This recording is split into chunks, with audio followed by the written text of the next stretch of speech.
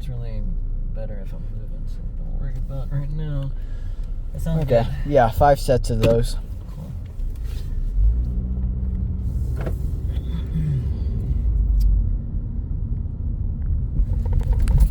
Wait till I get moving a little bit more for content purposes. But I mean, sometimes I just be uploading the whole video. But I mean, sometimes people don't even be watching the whole damn thing. They like get to the point. You know, my time's important. Everybody wants to think they're so important. Everybody's time's so important, right? Okay. Everybody's important. I like to think I'm important. It's like I'm out here in the business world. What's up, guys? DigiModels here. Recently, the dentist I've been working with, she said she's going to she wants to, work with me, hire me as like her social media manager / technology assistant or technical assistant.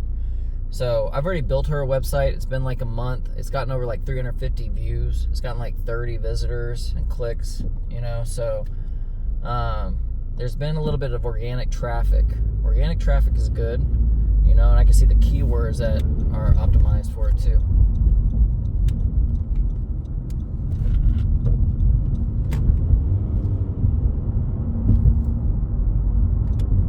What are some keywords that you've seen? Sorry. Some of the keywords were like what the website's actually called, like its name. So I got the website named as like the city, and then I got it named for its domain. So it's called Chula Vista. It's like Dental Implants Chula Vista. Okay, that's the website name. And then like there's certain fields within the page whenever you're like manipulating WordPress or whatever. There are certain tags that associate the website to keywords that Google uses in the search algorithm to place your website in the rankings. And so it's not all about just the words though, because back when Google was first starting,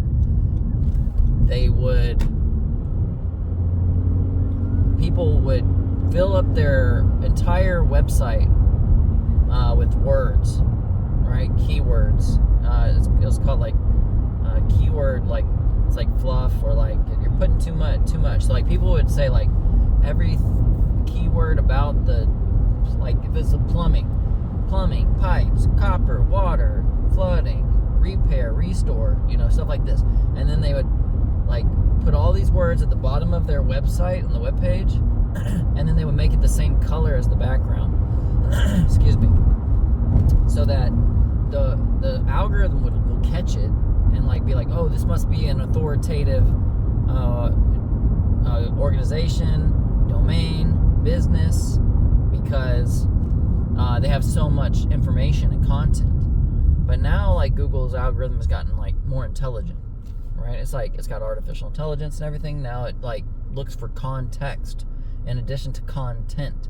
And sometimes the more content you have doesn't necessarily mean you're going to rank higher. More pages, more information, if people find it helpful, if they click on it, if, there's a lot of ifs, right? How fast it is, that's a very important metric, how fast it loads, which is why on my websites, I bump up the processing and memory power so that it's fast when people load, right? But there's like so many different ways you can make a fast website. Amazon Web Services, AWS, they're a cloud organization that provides cloud computing capabilities, such as the one I'm using for DigitalOcean. Except with them, they have this thing called the Cloud Distribution Network, a CDN. It's called CloudFront. And what it does is it caches.